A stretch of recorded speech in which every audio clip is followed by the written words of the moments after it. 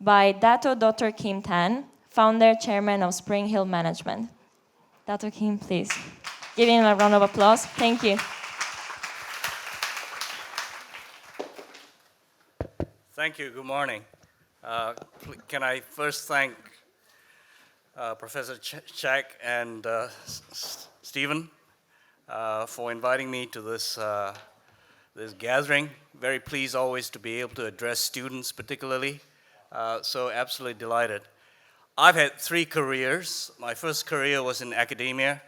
My PhD was around cancer of the pancreas and diabetes, and then went on and did 3 postdoctorate fellowships all around cancer and diabetes. And I then bailed out and got into my second career, which was then in biotechnology, building biotech companies. Because frankly, I realized after my 3rd postdoctorate, I wasn't smart enough to win a Nobel Prize. So if you're not smart enough to win Nobel Prize, get out of academia. So go into business. So I built a couple of biotech companies and ended up running a biotechnology venture capital fund. So we're funding various biotech enterprises in Asia, in India, the US, and in Europe. And then about 18 years ago, I made a trip to South Africa, went through the slums just outside Cape Town. I think some of you might know Cape Town. And when you fly into the airport, the first thing you see are these really horrible slums. And what I saw there disillusioned me about my own philanthropy. I realized that when you have money, the easiest thing in the world is just to give your money and write checks. But frankly, what I saw there, I just felt that no amount of checks I could write was going to change anything. That it needed more than just me writing a check. It needed my time, it needed my expertise and my experience. And that's a lot more difficult to give. The most difficult thing that we have to give is our time. Right? It's much easier to just write a check and then forget about it. It's giving your time is the most difficult. So began a move, a change in my career and in my 3rd career. And that's how I ended up with this. In the early days, 18 years ago, there was no terminology. So because I came from a venture capital background, I call it social venture capital. In the last 9 years or so, Rockefeller Foundation has come up with this terminology of impact investing. And by and large, we've adopted that kind of terminology. But I'm going to try and explain that to you a little bit more. The reason I changed my career was because of this kind of data. I'm a scientist. I like data. And this kind of data just frightened me. This is a 30-year time span here on the scale. The red is the amount of aid going into sub-Saharan Africa. And as you can see, as the aid has gone up over the 30-year period, the GDP of these countries have actually come down. It's almost as if the more aid we've given some of these countries, the more we've damaged their economy. And this is just crazy. And in the West, we're still wanting to do the same kind of stuff. You know the definition of insanity, right? Doing the same thing by expecting a different outcome, right? So that was insane. And then the other bit of data that was very interesting was looking at really the makeups of the GDP of countries. So the high-income countries, of the 36% here at the top, about 20% of that would be civil service. So, government teachers, police force, and so on. So they will contribute about 15% to the GDP of these countries. And about 10% would be multinational companies. That's all. And then the main bulk is the small, medium-sized enterprises, the SMEs. They are the backbones of our economies in the developed nations. And then about 13% is the informal sector. The kind of sector that you buy with cash, where the government doesn't know what's going on in that informal part of the sector. So that's the kind of makeup that we have in the developed countries. Contrast that now with the low-income countries. Again, at the top here, about the same, but the main bulk is the informal economy. only about 10% of economy is the small, medium-sized enterprises. If we are really going to be serious about tackling poverty, we need to reduce the informal sector to be more like this. Because if you have a large informal sector with cash-based industry, government doesn't know what's going on, government can't collect any taxes, right? And if government don't collect enough taxes, they can't build the roads, they can't run the schools, they can't provide your sewage system, they can't provide clean water. And in Africa, countries that have this kind of a GDP makeup, in the end, always need aid. In Europe, we don't call it aid, we just call it bailout. So Greece, for instance, instead of a 13% informal economy, has more like a 25% informal economy. And they've had to have a bailout. If we are really, really serious about trying to help countries to transform themselves and develop, we need to move people from the informal sector into the formal sector, because it's very expensive living in the informal economy. So I then reflected on what has happened in Southeast Asia. I come from Malaysia originally, although I live in the UK. And I realized that the economic tigers of Asia transformed themselves not through aid, not through charity, not through philanthropy, not through even through microfinance. There was no microcredit here in Asia. Still very little microcredit here. How did the tiger economies transform themselves? They transformed themselves through foreign direct investors coming in, building small, medium-sized enterprises in our economies, offloading the low technology businesses into our territories, created jobs for our people, trained us, upskilled us, and then over time inspired a whole generation of local entrepreneurs who then either became their suppliers or eventually became their competitors. So today, if you look at Southeast Asia, the tiger economies in terms of semiconductor manufacturers are all Asian-owned. Singapore, Malaysia, Taiwan, all locally owned. Wasn't that way 40 years ago. And then I also looked at the data. 45 years ago, the GDP of Ghana and Kenya was higher than the GDP of Singapore, Malaysia, Thailand, Hong Kong, Taiwan. And that was only 45 years ago. And yet these countries in Africa have received all this aid.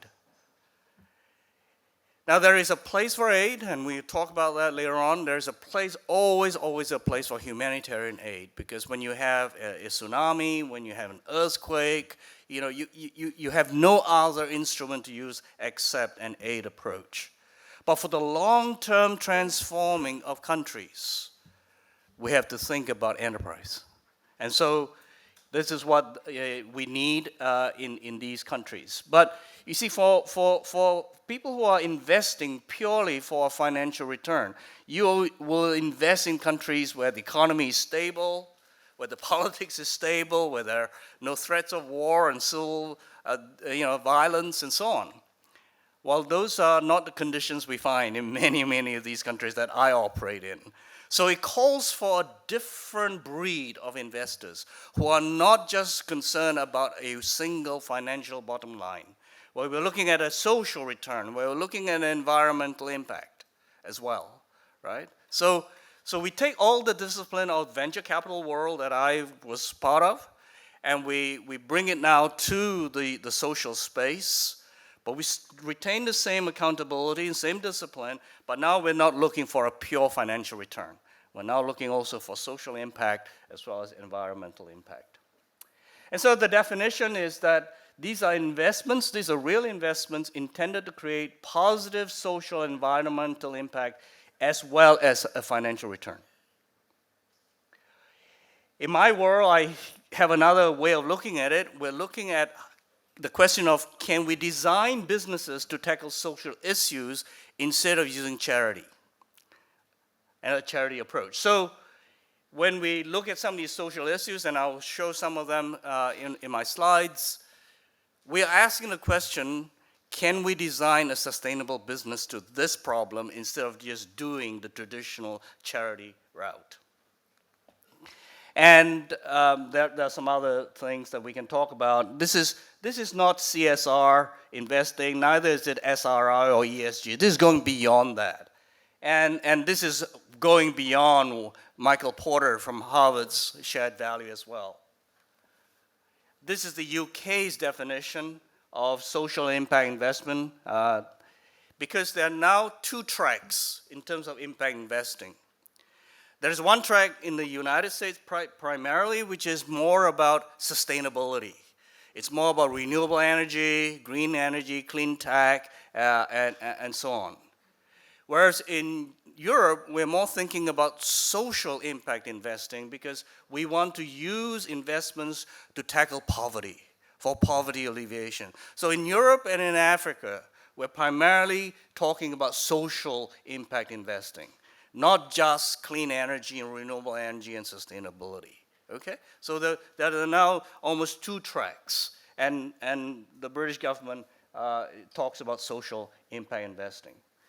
So if you look at this schematic here, at one end you have charity, where if you give money, you get nothing back. It's a negative return, right? All the way up to this end, which is purely for profit. We straddle somewhere around here, right? So all our businesses need to be profitable, because if you're not profitable, you become a charity. So right from day one, you got to make sure that they are profitable businesses. But we are compromising our returns by the places that we're investing in. If you're investing in the slum, don't expect to make millions. Okay? You're intentional about going in and investing in a business in the slum, not to make multiple millions. But it needs to be profitable nonetheless. But you're looking for a social return, a social impact as well. 10 years ago, these funds didn't exist. Most of these funds didn't exist. Today, this is a growing list of funds, and these are structured funds that are managed by fund managers, and they're building a portfolio of social investments. 10 years ago, most of these fund of funds didn't engage in social impact investing either. So today, my biggest shareholders are Norfund, which is the largest sovereign wealth fund in the world, the British government, allocating more and more of their aid budget into this kind of social investing. So 18 years ago when I started, it was really private money. It was our own capital. And then we began to find family offices and foundations and trusts starting to allocate some of their grant money into this kind of investing. Now we're seeing, then we saw banks starting to do that. So JP Morgan is another one of our investors. Now we're seeing governments doing that. Governments allocating part of their funds into this. And even someone like the European Investment Bank, EIB, is one of our investors. Then maybe just to point out a new trend. Here is Johnson & Johnson. Where's Johnson & Johnson? Somewhere here. Yeah. Largest pharmaceutical company in the world, been doing CSR for ever and ever. They do a lot of CSR, a lot of grant making, but have realized that CSR is just too easy. CSR is, they write a paragraph in the annual report, we give donation to this, that, and the other. It was just too easy. So they started 2 years ago, formed a social impact fund to say, we now need to go intentionally into Africa and do this kind of investing in the healthcare and well-being sector. And I sit on a board there to try to help them build a team so that we can then lead them to teach them how to do this kind of investing. And I think that the likes of Johnson & Johnson will become the leaders and the pioneers to say to the other big corporations, they need to go beyond doing their CSR. How big is this sector? Well, some people think it's about 228 billion. I think it's a pie in the sky, according to Andy and to Jin. The real number is probably more like 30 billion or so. But if you strip away the microfinance and you strip away the big infrastructure type renewable energy, to actually then cut down to how much is actually going in for poverty alleviation, the number is actually very small, probably less than $10 billion so far. So there's a lot of room to grow. And part of the problem that we have at the moment is there's a lot of capital available, but there are not enough managers, fund managers, who can manage this money. And that's where we need to look to you as students, maybe to come through and learn how to manage this kind of funding. So let me show you my holiday slides and show you some of the investments that we've made and the kind of social issues that we've tackled from 3 of my funds. This is Inquo, which is a fund based in South Africa, and this is where I started. A long story, I ended up in the poorest province in South Africa, when you look at rural conditions, rural environments, there are not many sustainable businesses that will work. Agriculture is one of them. Ecotourism is the other one. I ended up doing ecotourism in this part of South Africa. Crazily, we bought about 15,000 hectares of degraded farmland. 15,000 hectares is about 150 square kilometers. So it's about twice the size of Hong Kong Island, just to give you an idea.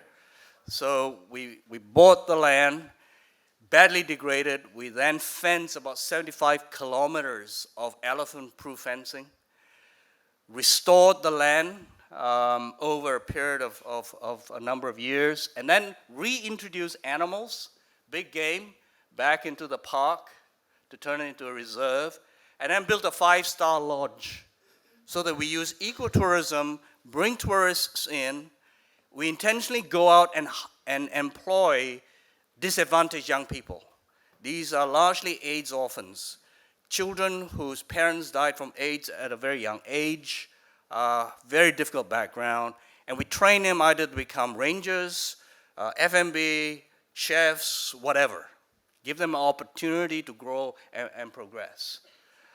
So over a long period of time, we've made it profitable and then got involved with conservation.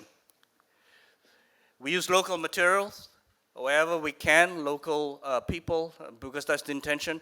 You know, if I looked at this as a pure business, I should have contracted with a Chinese construction company. They would have built this for me at half the time and half the cost, right? But that's not the intention. The intention was to go and catalyze transformation in our community, okay? So it took longer. It cost me a lot more money. And then we got involved with the environment, started cleaning up and allowing the vegetation to regrow, and then got involved with conservation on a number of different species. There's a black rhino. There are only 500 left. So if you ever want to see a black rhino in Africa, come soon, because in a few years' time, there won't be any left. Cheetah is another one. We have traffic jams as well. Lions come first, and elephants. And then if you're brave enough, you can come and do walks with cheetahs. If you want, if you're an adrenaline junkie, this will give you a real shot of adrenaline. And we take guests close to our cheetahs and all our animals. This is our first ever baby elephant born in that part of South Africa. They've never had big game in that part of South Africa in 150 years. So this is the first baby elephant born in 150 years there. We have a big conservation program going on now with cheetahs. Now, this is all funded from profit in the business, okay? This comes from building a successful, profitable business that can then have multiple layers of impact. We started with 12 elephants. We're now up to over 30-something elephants, and so on and so forth. But the real reason for us being there was poverty. So this is how our people used to live. Today, they're all living in these kinds of houses. So one of the metrics we measure is housing. I come from the pharmaceutical industry. I want to measure health, but health is very difficult to measure. But health correlates really well with housing. If you improve housing, health improves. So we use housing as our a kind of metrics to measure health. So we define standard housing for us now as concrete floors, concrete walls, water, electricity, indoor bathroom, flush toilet, solar panel. So over the years of our investment, I want to know what percentage of people start living in standard housing, okay? So it's not just our financial return that we're interested in. So this is the kind of metrics that we measure. We measure gender, male, female. We measure the average salary excluding managers. I want to see that rising over time. Because I can make a lot of profit by exploiting my workers, right? So this keeps me honest. I want to see that rising. That I'm being profitable not by exploiting workers. We also measure how much tax we pay, because that's really important, as I've said. Now, we all can question how wise our governments use our tax dollars, right? Every one of us, including the UK. We can also question what is the right level of taxation. Should it be 60% as in Sweden, or should it be 15% as in Hong Kong? That's all discussions that we can have. But the reality is, if governments don't collect enough taxes from their citizens, the country doesn't work. So one of the conditions for working for us is that we all honestly pay our taxes. That's one of the key conditions. We used to measure how many have 3 meals a day. We don't bother anymore. Once we got involved, everyone had 3 meals a day. We also used to measure how many own mobile phones. Now we don't bother. Everyone in Africa owns 2 mobile phones. But we measure how many go to school, how many start to own houses, how many start to own vehicles. Because when they start owning vehicles, start owning houses, they transition from the informal economy into the formal economy. Because they then need an address. Then they start to have an asset. So that when they go to the bank, you know, all these banks are cowards, right? They won't lend to you unless, you know, they lend to you when you don't need the money. When you need the money, no chance. And then when you need the money, they say, do you have any collateral? You know, do you have any assets? So if our people can go with some assets, they start to become able to get access to cheaper loans. Rather than the kind of loan sharks, you know, in Hong Kong you say along, yeah? You know, all these loan sharks around. Life is very expensive in the informal economy. Very, very expensive. So these are some of the metrics that we measure and that we report against. This is Jakes Harville, Professor Jakes Harville, who was Vice Chancellor of the Western Cape University, was Nelson Mandela's Chief of Staff when Mandela was president, and heads up his foundation. Jakes was born on a farm next door to us. His parents' graves are buried there. And when he retired and came back to that district, I went straight for Jakes and said, Jakes, I need you to come and inspire our young people. Because if someone like you from this region can rise to high office, it gives hope. One of the most important things that I think we've learned, that when people have had generation after generation of poverty, they lose hope. Tomorrow won't be any different. Next year won't be any different. There is no hope. So we need role models, and Jakes has been a great role model for all our young people. We have a big reforestation program because I told you we bought very badly degraded farmland. This is a shrub called speckbone, which is local, indigenous to the region. And we're replanting 8 areas of speckbone. We have about 14,000 acres of planting to do. Big challenge. But that creates jobs. It greens the land. And we use carbon credit, selling carbon credit to fund and make this profitable. About 1.5 million acres of degraded land in that province that can take this shrub. We have a foundation there called the Kuzuko Foundation, where we bring in children from our neighboring areas to come and learn about conservation. Because I realized very early on, our black children have never seen animals in the wild. They've seen it in television, in their books, but they've never seen game in the wild. And quite frankly, no amount of conservation we do will succeed if the young generation don't understand that this is their heritage. So one of the big things that we do is to bust children in for a day to learn about conservation.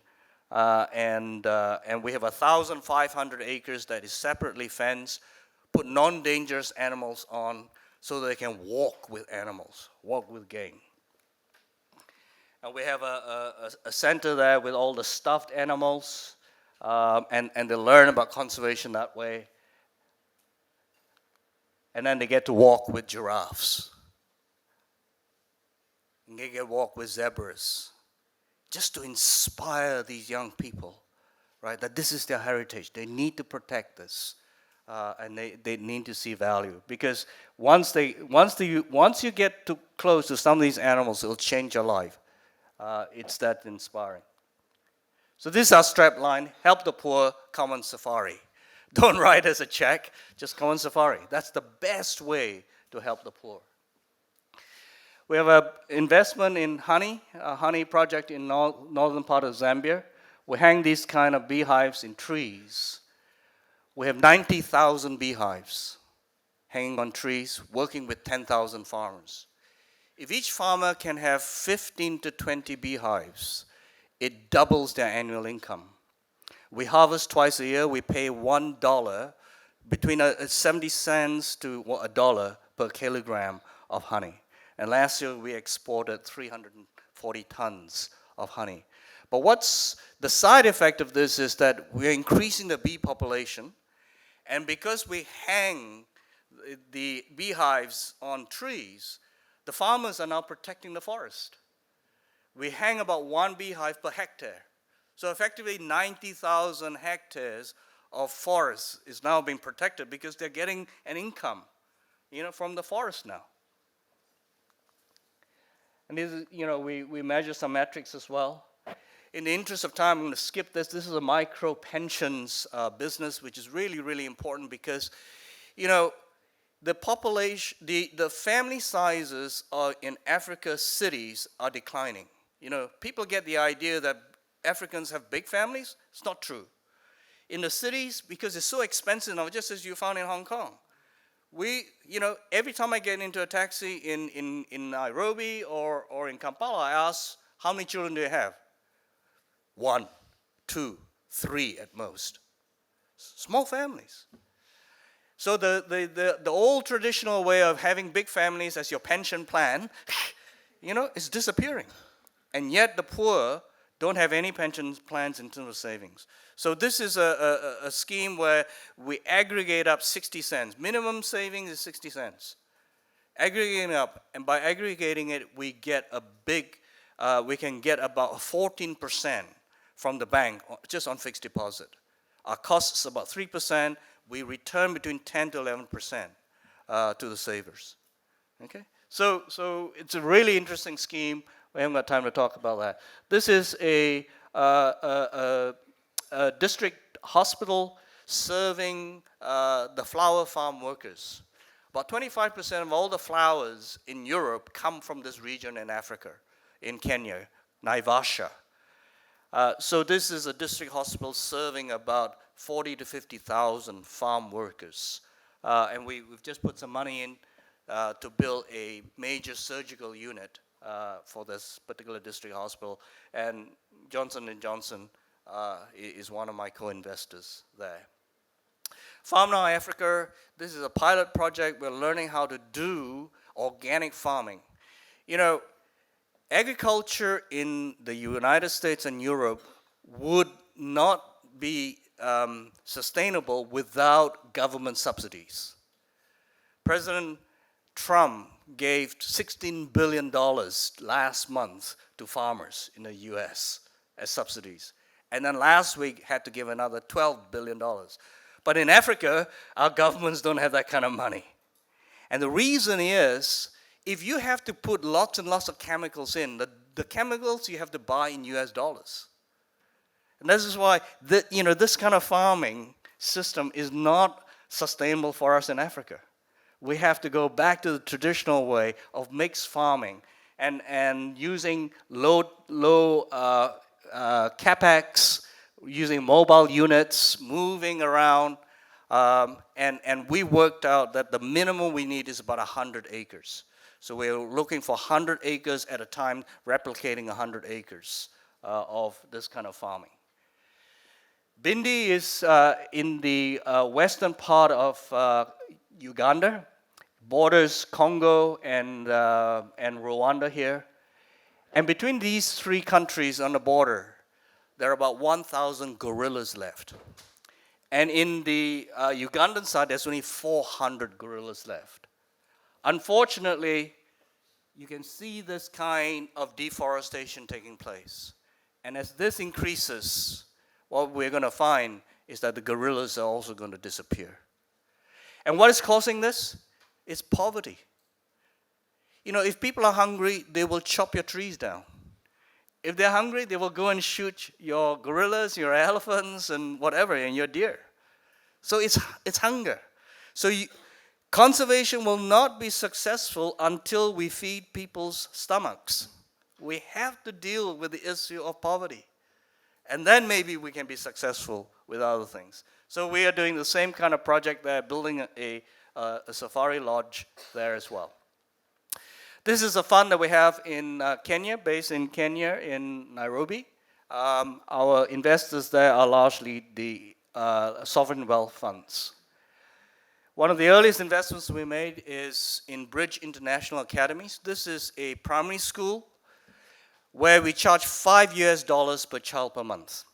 And we use technology. Thanks to Amazon and Barnes & Noble, they gave us a really good price on thousands of these tablets. So the lessons are scripted, the teachers are trained, and we build these kinds of schools to a budget of about $40,000. A lot of the mistakes that we make is trying to build, expensive infrastructure, and then we don't invest enough in the software. What's really important is the software, right? It's the teachers, it's the books, it's not the building. My first school in rural Malaysia is just like this. No windows, so that when it rained, we all had a bit of a shower, right? But it worked. Why? Because I had fantastic teachers, had really good, dedicated teachers. That was what made the difference. So, because it's digitized, parents pay us by mobile money, we pay teachers by mobile money, we pay suppliers by mobile money.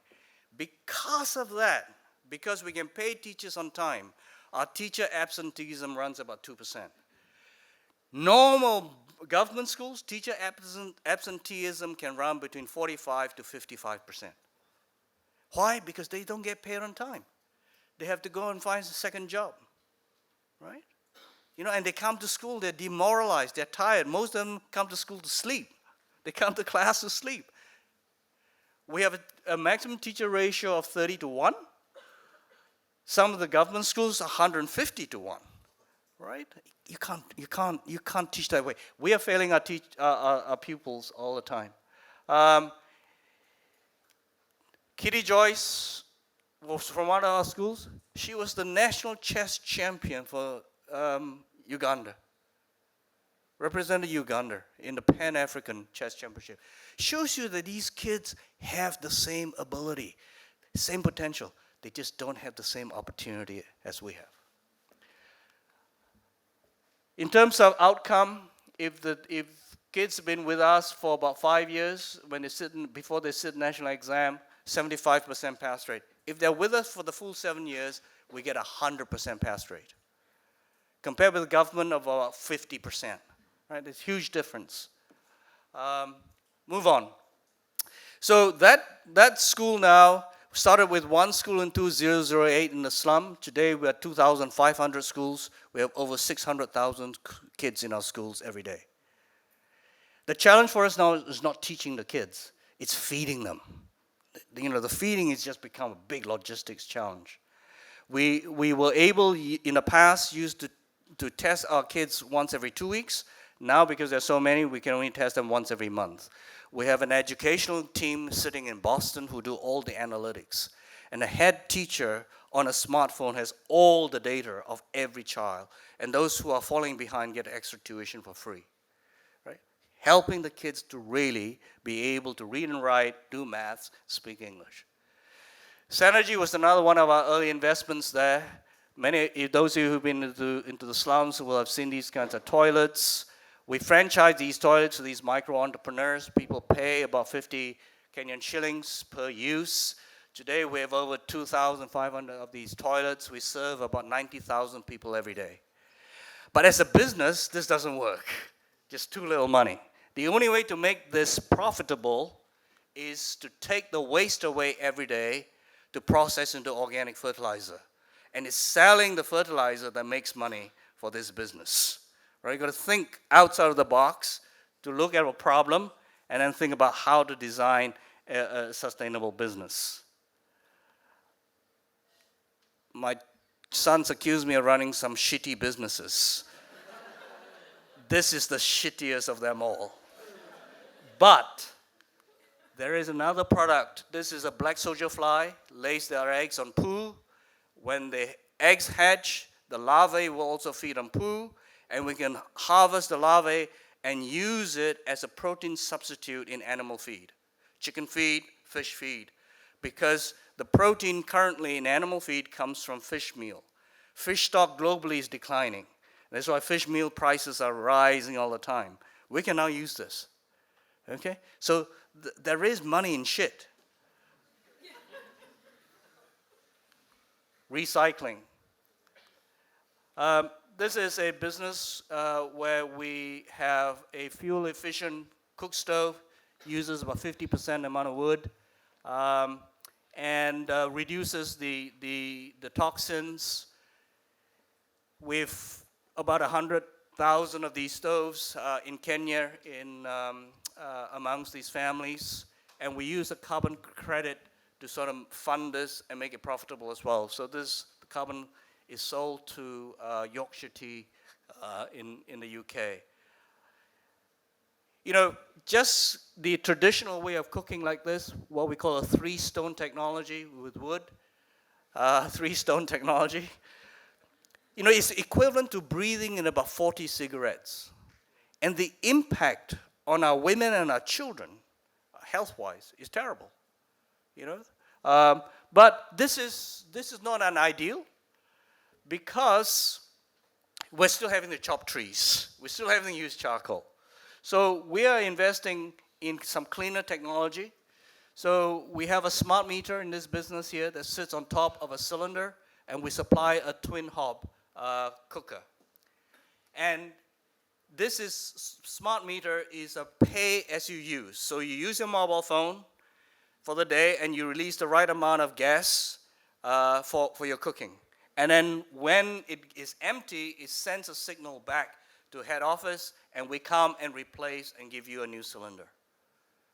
Moving people even from wood, you know, however efficient, into some cleaner forms of energy. This is, again, one of our slums. And as you can see, you can't get a bike in or anything. So we designed these bags, so these agents carry the cylinders into the homes, replaces it, and then carries the empty one back. Criteria to work for us, you have to be fit because you're carrying this on your back and you're walking lots of kilometers every day. You just can't get any bikes in because look at all the mud. Just can't. It has to be human footfall. I knew there would be some ladies here, so this is an interesting business for you. This is jewelry business in the slums in Kibera, the largest slum in Africa.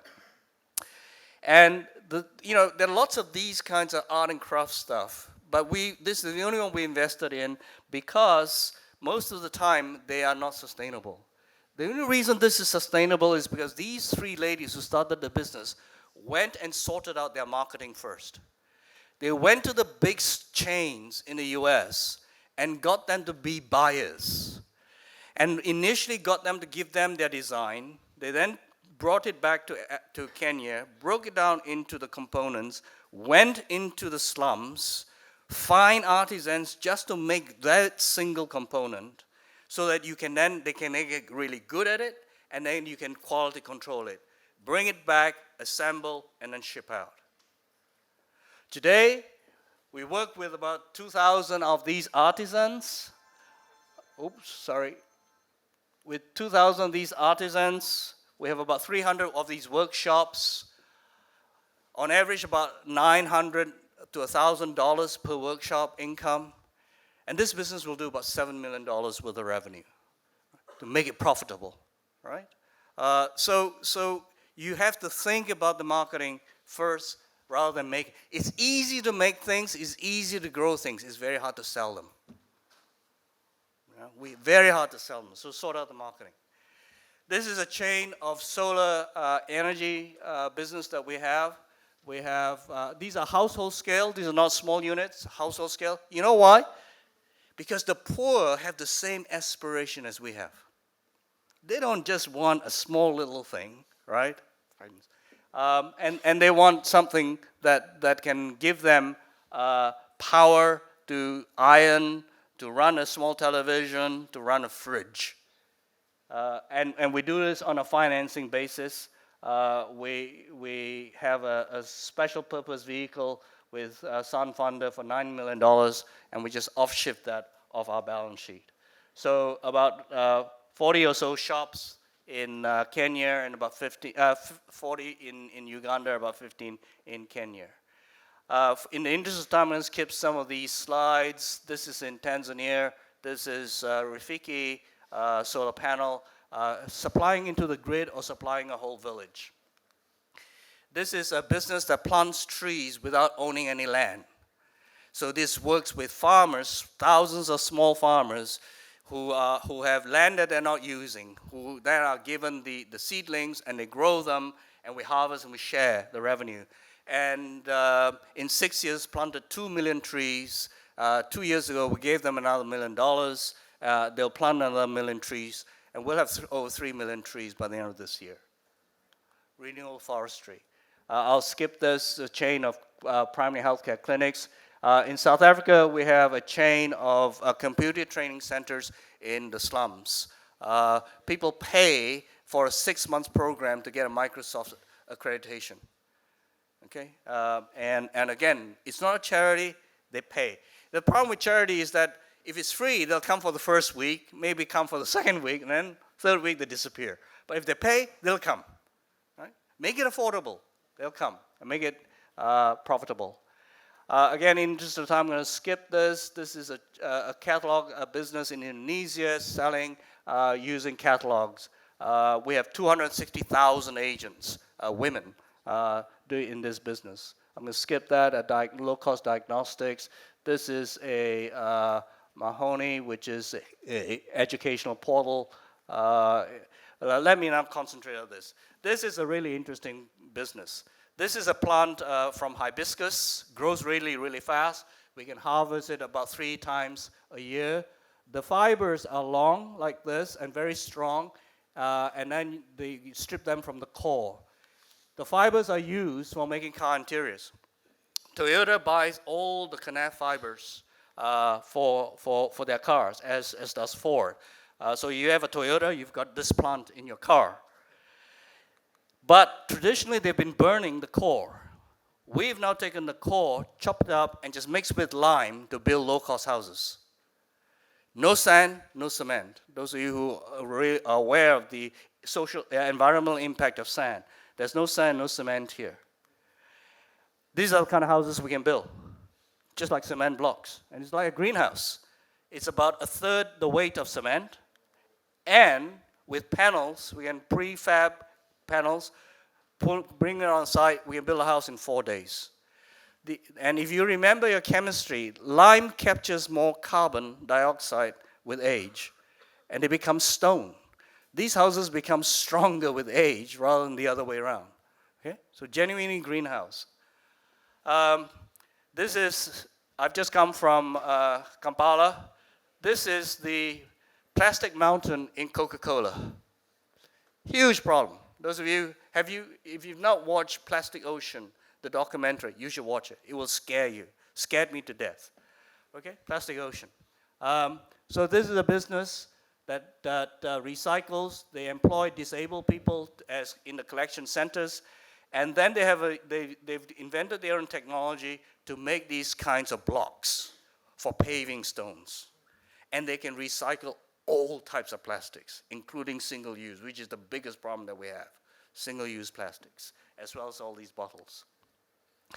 There's a business in Indonesia where we make biodegradable plastics from cassava. So we work with thousands of farmers, get them to produce the cassava, and we make biodegradable plastics. So this is now exported to about 10 different countries.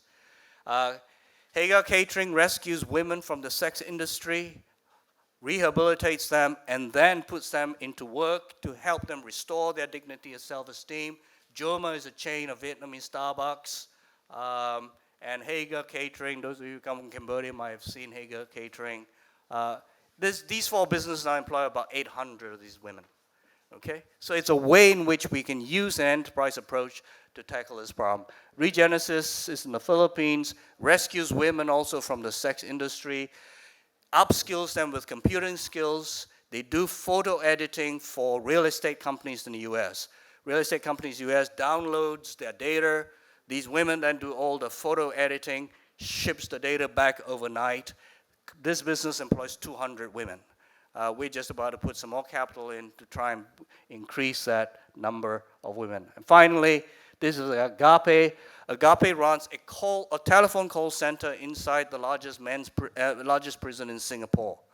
Right inside the prison, we employ 60 men and 120 women. We pay them a minimum wage in Singapore is $600 US. Some of them with bonuses will earn $2,000 a month. And when you think that accommodation is free and food is free, that's a pretty good salary. Okay? One of the things we find is once they are paid, they can send money back to their families. Family starts to visit. So you're restoring broken lives, you're restoring broken relationships, and then when they're released, we rehire them in the call center outside. And what we're aiming to do with this business is try and reduce the reoffending rate. Globally, reoffending rate is about 70% within 24 months. Within 2 years, 70% of ex-prisoners will run into trouble with the law. So prisons are great places to try and do rehabilitation, but this is a way in which we can give people a second chance, a third chance, a fourth chance. When I was last there 2 months ago, I met one of the women in the call center. This is her 4th time in prison. And she said to me, Kim, I intend this to be my last time. If you will help me, if you will give me a job when I come out, I'll make sure that I'll never come back into jail again. Okay? So it gives people an opportunity, a chance. So they're really productive. You know why? Because there's no social media in prison. There's no Twitter, there's no Facebook, no emails, nothing. Really efficient. And they come to work on time, they leave on time. Fantastic. Finally, let me just say this. There will always be a need for charity and for humanitarian aid because of crises around, but I believe that enterprise is the best and is the most sustainable and dignified way of tackling poverty. It confers dignity on the producers, gives people a sense of worth, right? What they're producing is worth paying for. It confers dignity, human dignity. Thank you very much. Thank you, Dato Kim Tan, for showing us the different business to fight against poverty. And now I'd like to invite Professor Daniel Sheck to facilitate the Q&A session. Okay, please join me to thank Kim again for his very inspiring, I think not just presentation, he gave us so many examples, which I think he has used the term hope, right? So we really need hope when we try to solve the problems in the world. So questions? Oh, many hands. So I will start with that lady first and then, yeah, okay. Yeah, you. Yeah. Hi. Okay. Oh. Wow. Hi, I'm Liana from Singapore. Thank you for your speech. I just have two questions. So in Singapore, we hear more about like social enterprises, and I was wondering whether there's a difference between impact investing and a social enterprise. Yeah. And the second question is on how you identified these problems to create these businesses in the first place. Yeah, because the first step is the problem identification part, right? And I was wondering whether you had like a framework in mind or any like process, that we can all learn from. Yeah. Thank you. Okay, thank you. Thank you. I think social enterprises tend to be started by younger people and tend to be started by grants. And they're seeking to address the social problem. Most of them, unfortunately, are too small and are led by inexperienced business people to really succeed. And so we tend not to sort of work with social enterprises. We tend to work with people who really want to run sustainable businesses. So our first screen is actually financial. So we take a very disciplined venture capital approach. We want to know how much capital do you need, over what time. We will reserve that capital so that we can come with you and support you for the second round of funding and the third round of funding until you get lift off, give you enough runway to lift off. Because most of them, if you don't have enough cash, they just crash and burn. It's in what we call the valley of death. They just spiral down into this valley of death. And I fear for many of these social enterprises that we're going to have a lot of very broken-hearted people and very disillusioned people. I used to speak at social enterprises events. I don't anymore. I used to judge at social enterprise events. I don't anymore because I just, with a clear conscience, don't believe that many of them will succeed. So it needs a more disciplined approach to building sustainable businesses that can also address social problems. Does that answer? Yeah. Her second question. How did you identify the business? Oh, that's easy. We have a network called the Transformational Business Network. So it was on the screen earlier, TBN. If you Google Transformational Business Network, this is a network of disillusioned philanthropists like myself who happen to be in business, who realized that it was just too easy just writing checks. So this is a network where we persuade our friends to come on a holiday in the slums with us. We arm twist, 8, 10 business guys and girls come to the slum with us for 5 days, 6 days, walk the slums, because we have a phrase which says that you have to smell the poverty to understand poverty. You cannot read about poverty, you have to smell it. You've got to be there on the ground. Then when they're there, the creative juices starts to kick in. They can see a problem and say, yeah, we know how to fix this. We know how to help this business grow from employing 3 people to 300 people, right? So that's the network. So it's a network of about 3,000-4,000 people. We ran a conference just this year in Malaysia. Last year was in Jakarta for 2 years. Then previous year before that was in Singapore. And we just come from a conference in Kampala in Uganda. And we run conferences in London and in the US. So this is a network of activists. We're not a talk shop. We want people to go out and do things. It's a place to network with people to go out and do things. So we run programs where we mentor small businesses for about 6 months to get them investment ready. At the end of that, we have a forum and we bring investors in. And they pitch, and then the next day we go and visit these businesses. Yeah. So that's the network. So this is where all our deal flow comes from through the TBN network. Great. Okay. That gentleman over there. Yeah. Hello, I'm Gustavo from Brazil, and I have basically 2 questions. So the first one is, what are actually the theses that you follow when searching for a business? So with size of investment that you guys do, stage of the company, is more like seed investments or more like Series A, Series B?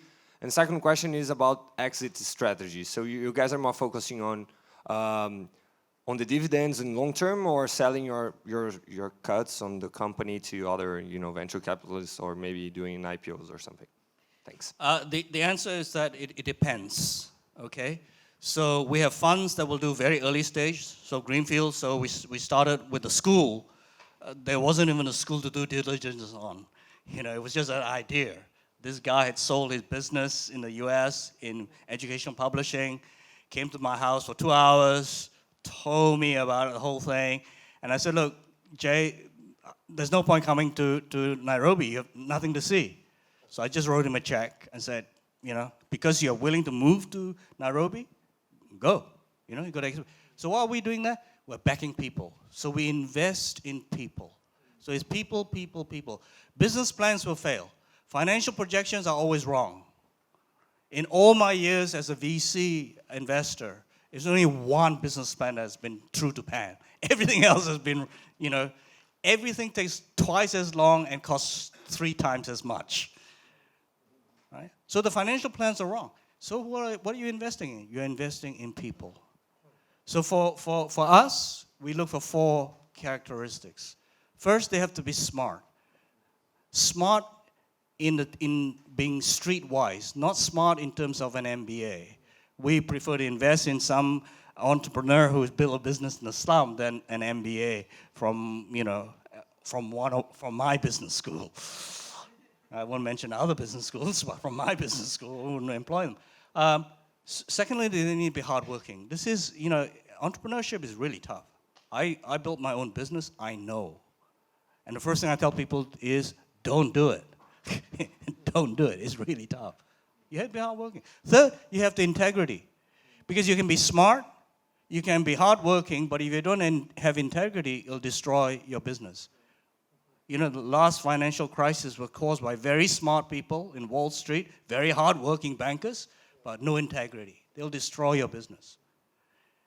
So we spend a lot of time having tea, visiting their homes, see how they treat their wives, see how they treat their kids, right? To give us a sense of their integrity, what they're like as people. Because ours is a long-term marriage. Our investments is 10 years, 10 plus 2 years, 12 years. But we look for the fourth. For me, the fourth is probably the most important. We look for humility. We look for a sense of modesty. Because without that, they will stop to learn. Running a business employing 3 people is very different from running a business employing 100 people. You've got to have the humility to learn along the journey. And you've got the humility to be able to hire people who are smarter than yourself later on. Got to be teachable. And if you don't have that sense of humility and modesty, it doesn't work for us. So it's investment in people. In terms of our exits, again, it depends. So we have, your standard limited partnership types that are 10 plus 2 years, so they're 12 years. So we start on a long marriage, 10 to 12 years. But we also now have evergreen funds. So we have limited companies where we use redeemable preference shares so that it can be evergreen. Because it's the most stupid system, this limited partnership thing. Because you're often being forced to sell because of this arbitrary date. And you're often selling at the wrong time, when the currency is against you, when the economy is against you, but you're just forced to sell. And then it takes such a lot of effort to build these kinds of businesses up. Why would you want to sell? If they are profitable, if they're delivering on the social, if they're delivering on the environmental, why would you want to sell, right? So more and more, we are trying to persuade governments to invest in these kind of evergreen funds where we don't have to sell. Keep them, expand them, replicate them, take them into other countries, right? So it all depends on the structure. So we have funds that can do very early stage. So at the TBN level, we often do club investments up to about $200,000.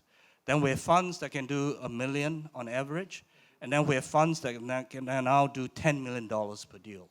So we've created the ecosystem so that people don't run out of cash. That's the killer. In the early years, it's not about P&L. It's not your profit and loss. It's really about your cash flow. Right? When you can't pay the salary next month, that's when your company dies. So it's about cash flow. So we need a disciplined approach so that we provide that cash at the right time, in the growth of the business. Thank you. Yes?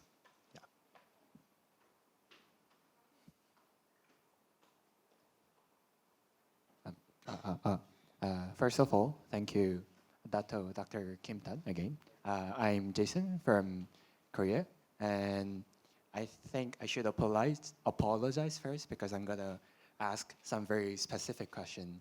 And my question is, can you see any potential in Venezuela crisis?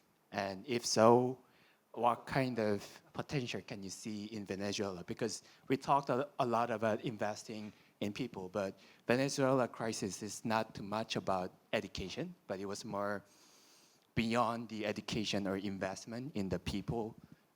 So I just wanted to have some deep thoughts from actual experts.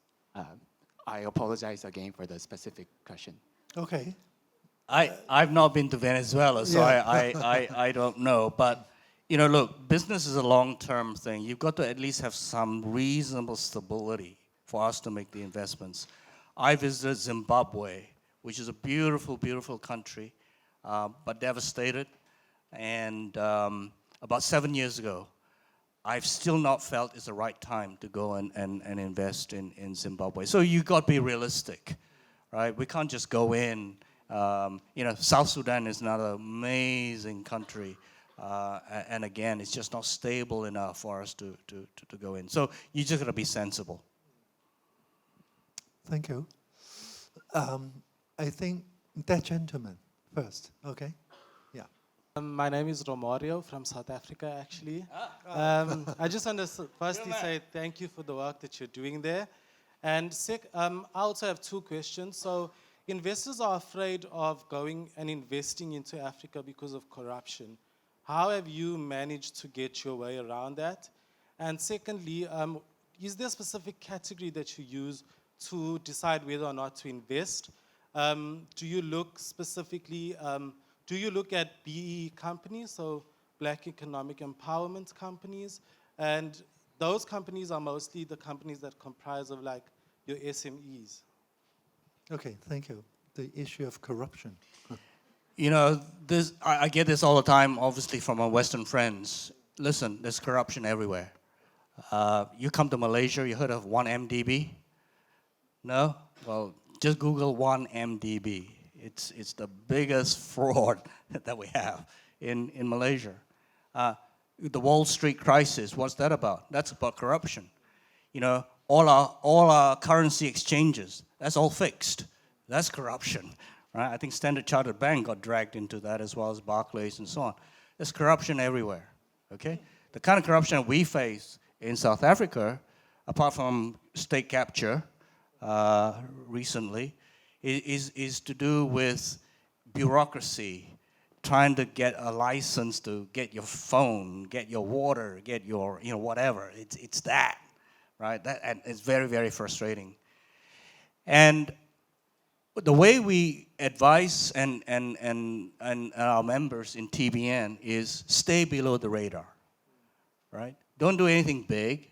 Just go and stay below the radar. Invest in something small first. So, and the problems will only start when you get big and get successful. So when we were just 100 schools in Kenya, in the slums, the government say, yeah, good, carry on.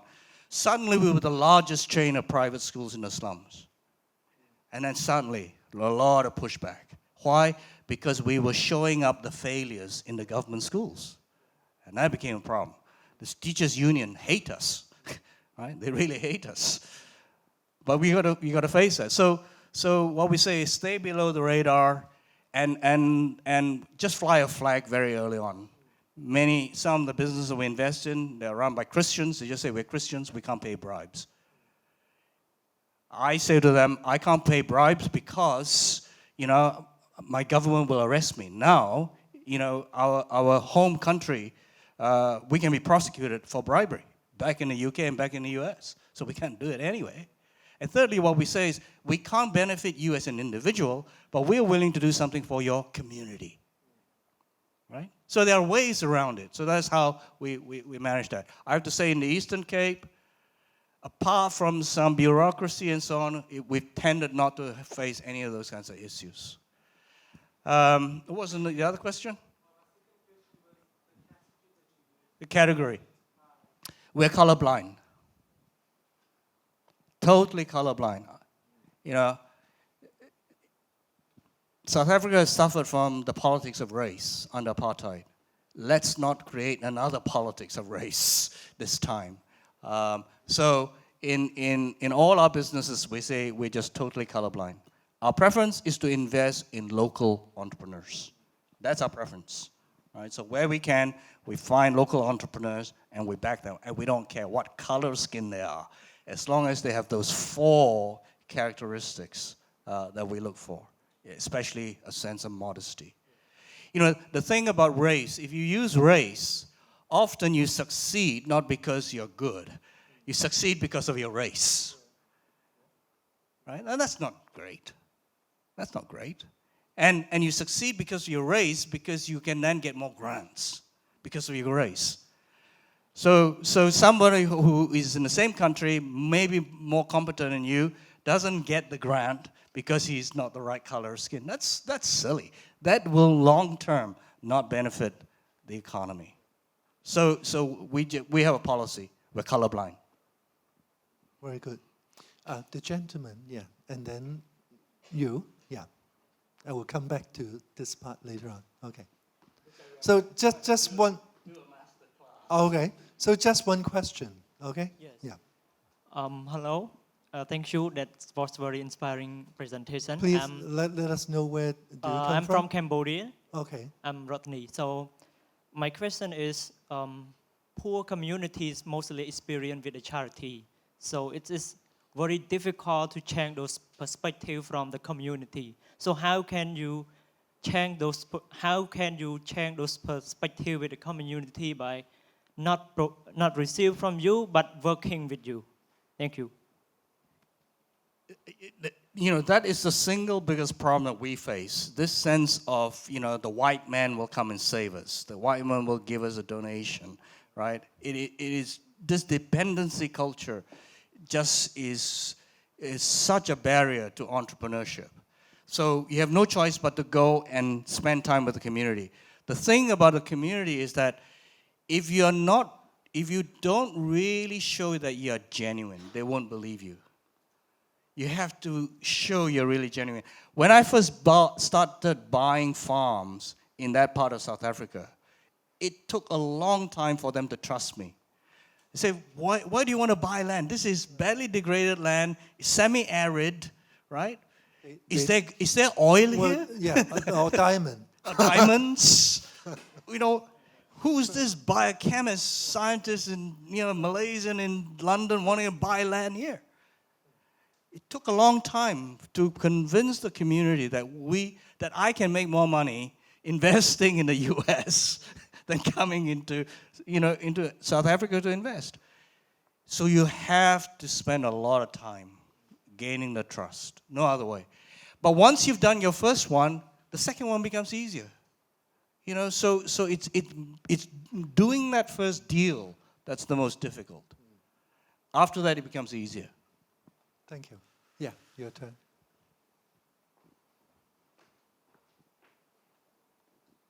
Hi, I'm Hannah from Germany. I introduced myself before.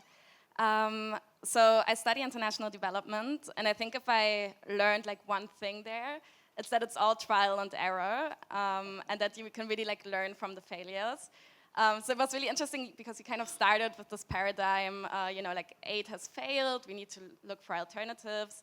And then you launched into this like portfolio of amazing projects. And I think I looked at it half with like admiration and half constantly looking for the cracks in this like very shiny surface, because I think it's like the most interesting to learn about the things that maybe don't work out perfectly and where you encounter challenges and failures. So I'd like to hear more about that.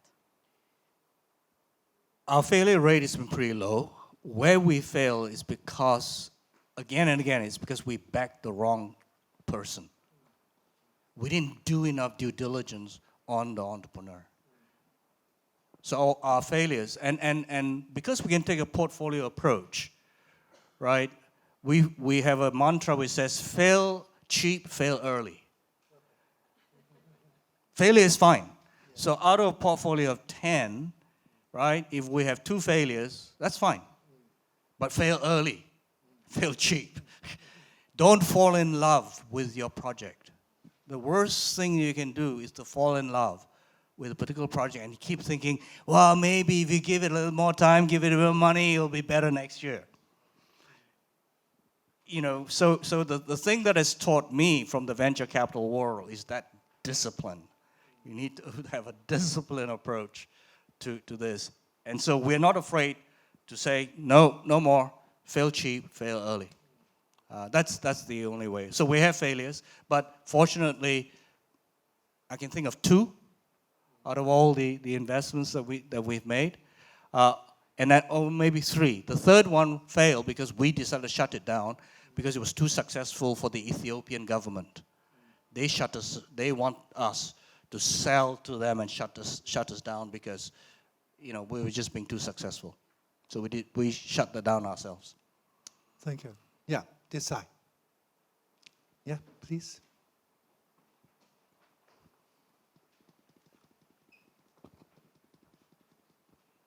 Hi there, my name is Aaron. I come from the USA, California. Yeah, earlier you showed the slides kind of showing the acceleration of the market size of impact investing. I think you mentioned something like $30 billion invested. Was it cumulatively or this year? I think it's cumulative. I mean, this is really hard data to get. So if you go into the GIN website, the GIN website, or Andy's website, you'll see the same data that's come from them. And quite frankly, I think of the 35 billion, I think quite a lot of it is microfinance, and another good chunk would be hydroelectric power plants and renewable energy. Do you think in like 10 years, if we had the same talk, what do you think the numbers would be? Do you think it'd be like increasing this kind of acceleration, or? I think it'll accelerate, but more in the area, I think, of sustainable investments, not so much about poverty alleviation. Because poverty alleviation is hard. You know, JP Morgan, our good friends of ours, they run a $150 million fund out of New York. But when they come for our advisory board meetings in Nairobi, they have to travel through certain roads. They have to stay in certain hotels. I mean, they don't like the slums, right? These investment bankers, they have to fly first class or, you know, we fly economy everywhere. Why? Because we're stewards of investors' money. You know, we don't stay in 5-star hotels. Right? It's not our money, it's investors' money, so we have to look after and steward well. So investment banks they won't do it. So they'll do the easy stuff. We'll do another $2 billion to sort of build hydro power plants or to give it a Tesla and call it impact investing, right? Poverty alleviation is really hard. You've got to be on the ground. Really tough. Thanks. Great. Yes?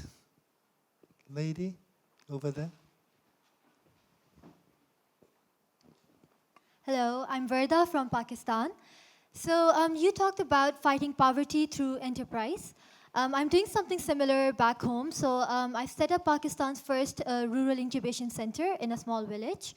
However, one massive challenge that I have faced is that of changing mindsets.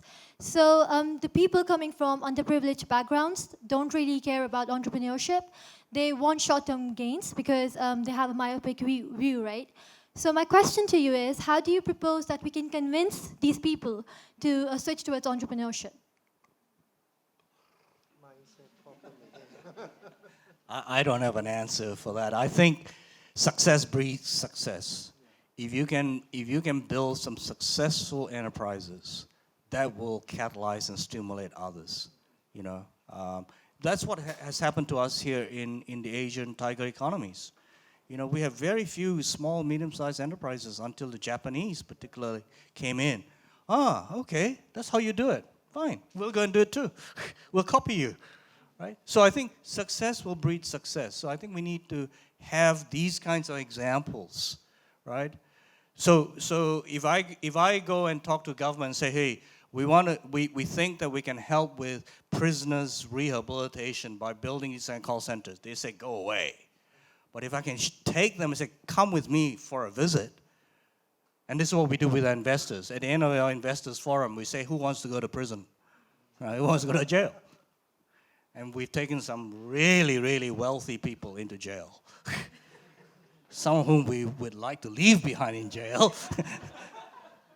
But, you know, so success breeds success. They then see, oh, okay, I get it. I understand. Can be done. Okay, yeah, last question from that lady. Yeah.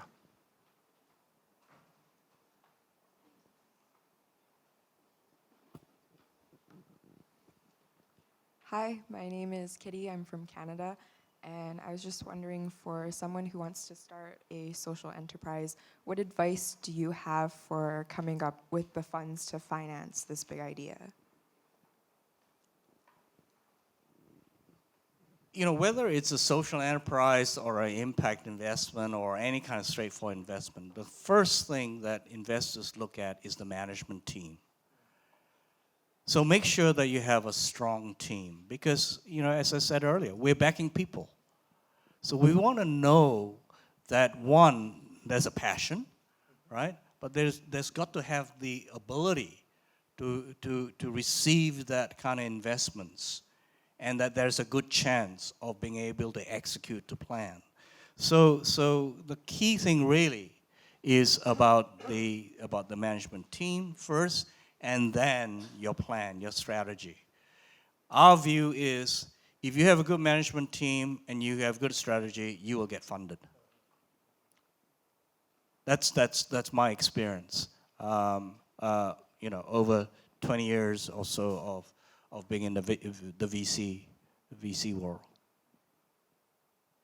Okay, thank you very much. I think from what Kim has shared with us, you should know more about the qualities of leaders, right? Particularly discipline and also humility, right? So give him another round of big applause. Thank you very much. So, yeah. Thank you, Dato Kim Tan and Professor Shek. I would like to express our heartfelt thanks to all the honorable speakers today for giving us a rewarding morning.